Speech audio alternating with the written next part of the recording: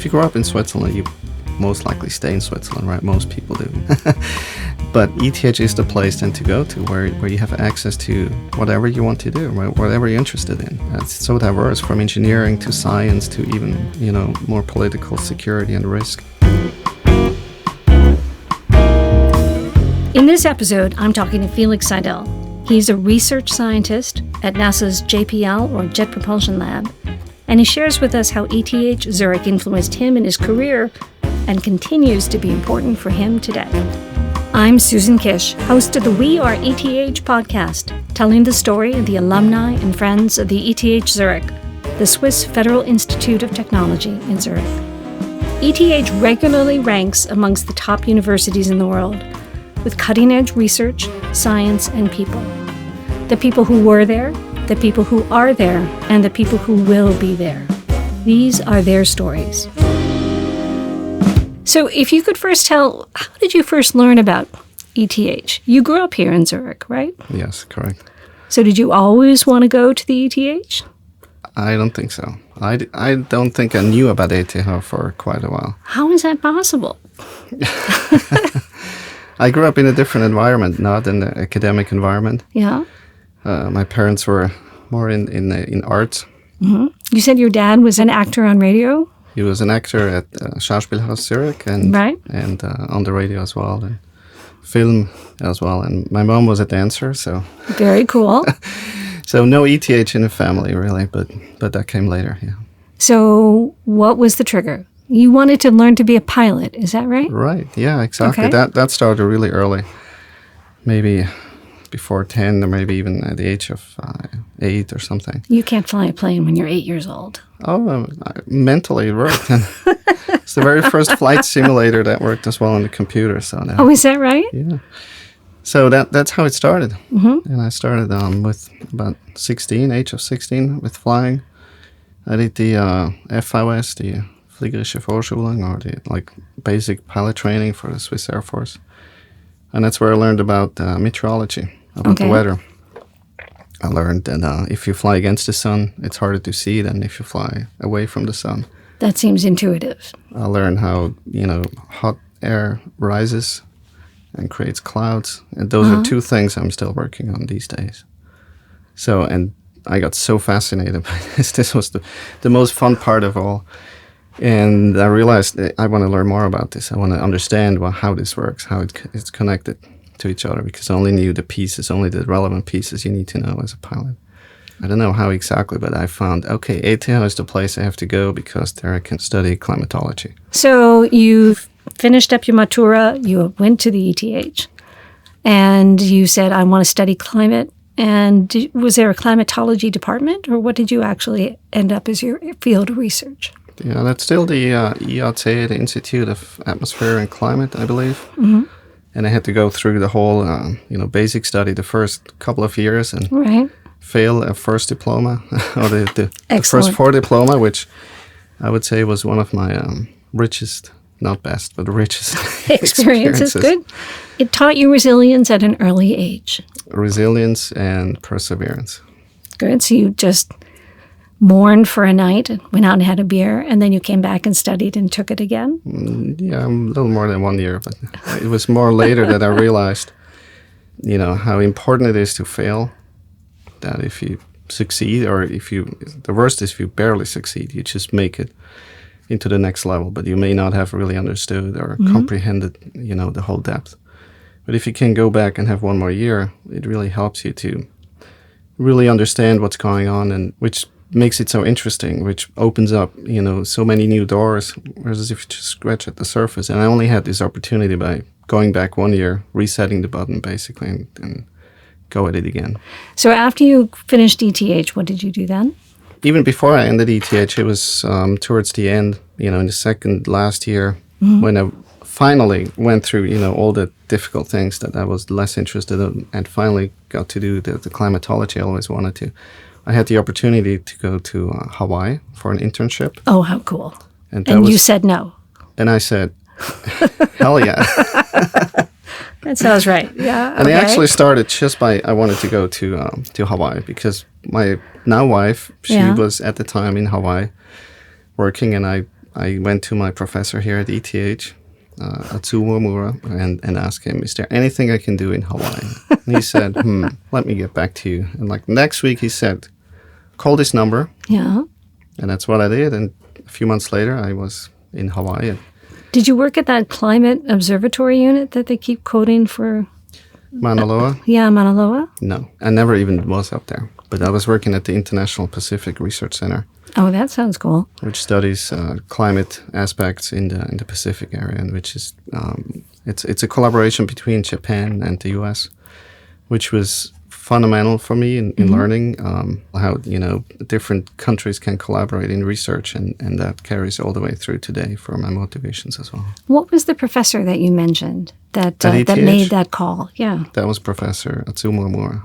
And was he Japanese? He was Japanese, yes. Swiss, so there was a Swiss little as well, yeah. connecting all those dots. Yes, so the person I had to call was, I think, his first student when he still was in Japan. That's my understanding, which at the time already, that was 2001, I believe, or 2000, became a director of the a university which oversaw the IPRC, the International Pacific Research Center. So it's those connections, right, which you can make through ETH, which can set you on an entirely different path. Now, somewhere along the way, you applied to be an astronaut, which I thought was wicked cool, as we say in Boston. How did that come about? Why would you not apply? Well, it sounds really hard. It is really hard, but I like things that are really hard. I get that impression. And it's a really interesting experience that you have to be 100% motivated, obviously, but also convinced that you're able to do it. And at the same time, you're not going to do it at all, right? There's just no chance. There's 5-6 people out of the whole Europe. They select every, 12 years or something. Claude Nicollet was the first and so far the only Swiss astronaut, right, that was selected. Oh, that's right, because it's the European Space Agency. Exactly. Okay. Yeah. So it's super hard. It's impossible, if you will. But did you take time off to do this? A little bit, yeah. I prepared. Most time it took me to finish the application. That's the first big step in the selection. And then you just sort of filed that, figured if it happened, it happened. I got to move on with my life? Or how does that work? Is your application still on file? I think that's what I'm asking. Oh, no, it's not. I don't think so. No, they just had the second or the next round of applications, which are pending, I think, right now. And after you tried that, you worked for the Swiss government doing some research? Or what were the programs you did for the satellite images and in areas like that? Well, that was the other opportunity I had along the way. That was right after. Actually, it was still tied to ETH because when I did my master thesis, and that was influenced by my experience in Hawaii, right, where for the first time I learned to use satellite data and apply them to solve big questions that we have in climatology. And I didn't see this happening here at ETH, and I brought that back to ETH and said, can we do this here as well? Can we use satellite data? Who's using satellite data? No one was using satellite data at ETH. But someone told me, go to ETH Zurich. There's remote sensing. Which is like next door, right? Exactly. That was in the geography department in the remote sensing laboratories. I found there a person who was willing to mentor me for my master thesis, and I was able to pick my own topic, and I went to Meteor Schweiz as well to ask them, Meteor Schweiz, about potential topics. And then I picked the people who could help me, and there was this one person there and one person from ETH as well. And they together helped me do the master thesis. And that was using satellite data in order to answer, again, was like humidity in Africa. In Africa? I wanted to look at trends in the humidity. And by the way, it's a research topic that's still ongoing. So I could have stayed on that. For the last 15 years? Probably should have. I would have more publications by now. But you had a long list of publications. Not quite. But this person at the time left then to work for the Swiss government for the Swiss Space Office. Okay. Which is the interface between the Swiss government or Switzerland and ESA, European Space Agency. And he left behind a position at the so-called NPOC, the National Point of Contact for Satellite Data, which was located partly at ETH Zurich, and also at the Swiss Depot in Bern. And he was leading that NPOC, and he basically told me, I need someone, right? Can you do this job? Oh, very cool. And again, a challenge. I said, yes, sure. I had no idea what to do. But doesn't sound like you were inhibited by a lot of fear in terms of trying things. Maybe I should have had more fear. No, I don't think so. No, fear isn't fun. So, and that's why you did that point of contact for satellite images. Right. And did you start to get the ETH to look at using satellite data? Not quite. There's in Geodesy at Hunkerberg. There's used to be, I think, one person at the time who started using radar, remote sensing, and some part of ETH in Geodesy, they used airborne images for quite a long time as well. There's a strong heritage there. But to do the jump to use satellite data for research, I haven't seen that happening yet too much. Got it. And actually nowhere really in Switzerland for the topics I'm interested in climatology and atmosphere. How did you get from doing the point of contact to, because shortly thereafter, or it sounds like the timing overlaps, you went to the U.S. to do postdoc and to do work at the Caltech. Yeah, the postdoc was after. So I did the NPOC work right after my master thesis here. Okay. And it was, again, this tremendous opportunity. I could influence the Swiss space policy. That's cool. I could interview people all the way through the Swiss government to some really high levels within the government. And we came up with the idea of having a geo hub, like a point of contact or a center of excellence for geospatial data. Okay. Which still exists at the Department of Foreign Affairs.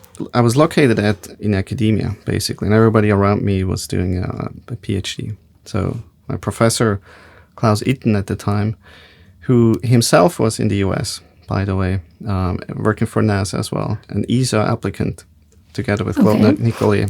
So he basically asked me one day, like, why don't you do a PhD?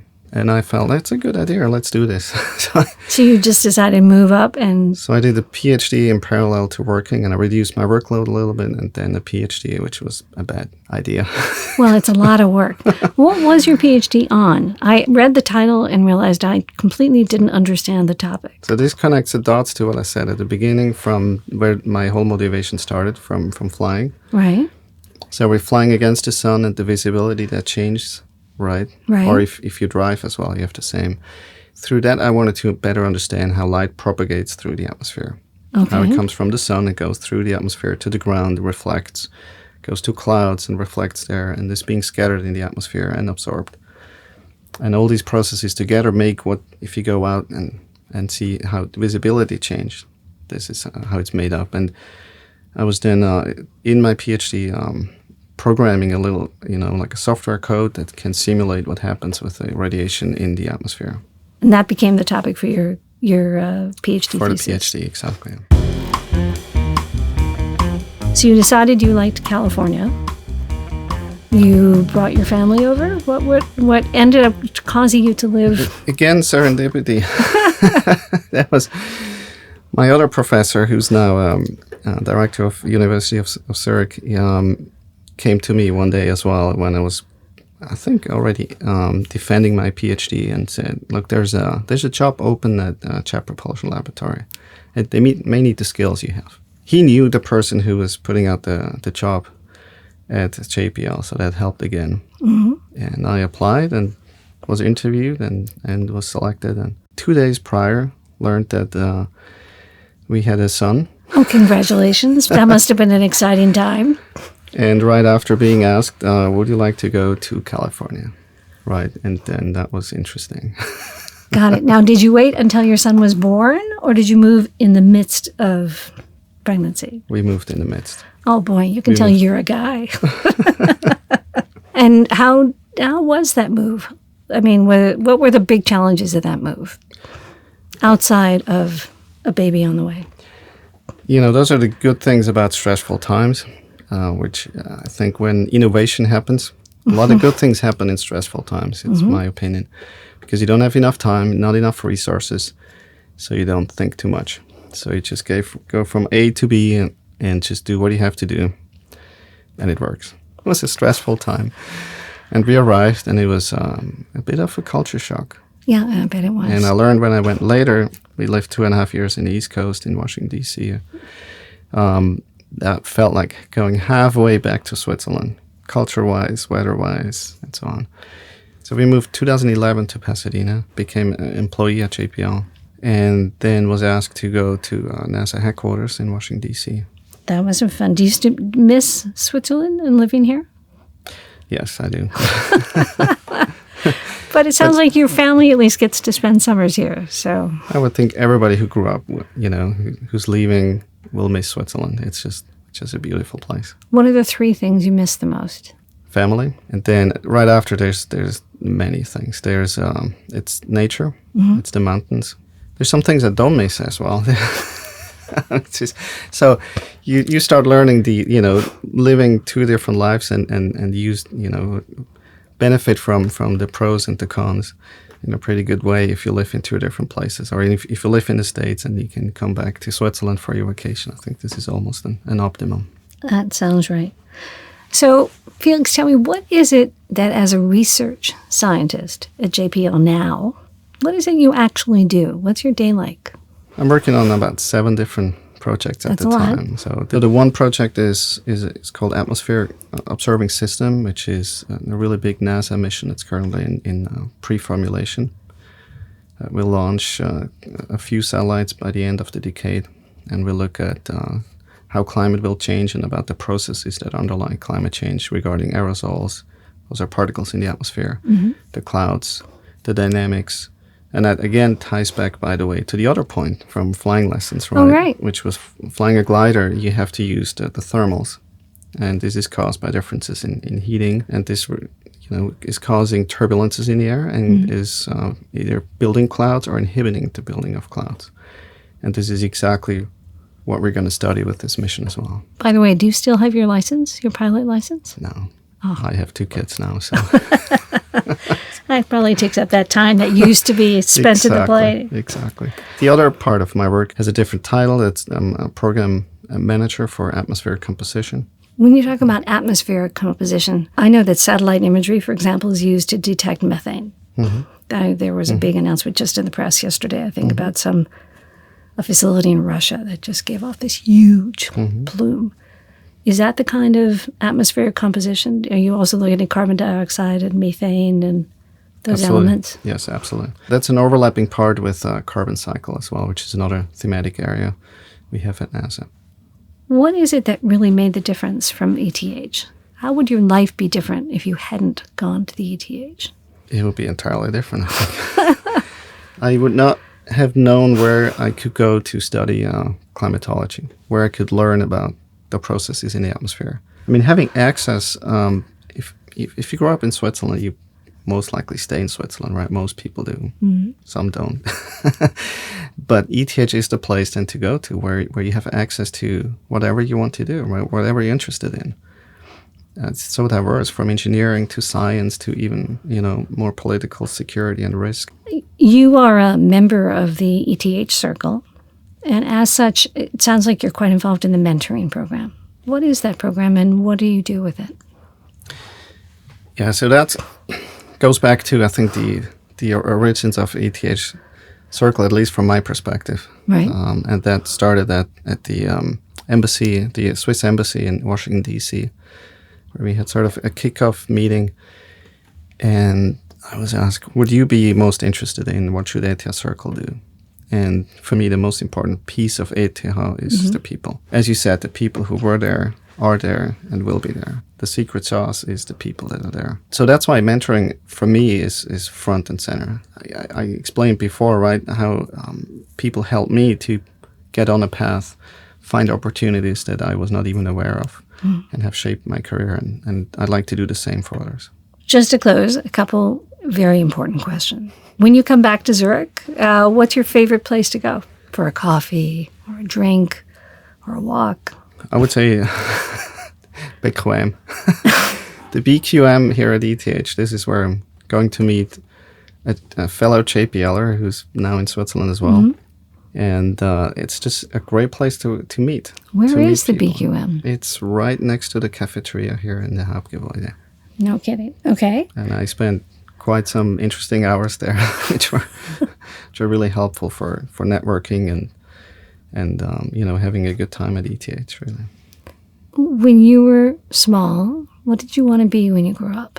Okay, I explained the pilot before. That's really obvious. But there's one more other thing that was cook. But that was much earlier, a chef. Very cool. And I have no idea why. And if you'd ask my wife, she would laugh. I'm not a cook at all. And is there a story or an anecdote from the years you were at studying here that you'd like to share? Sort of a specific thing that happened or that you remember. That was a big smile.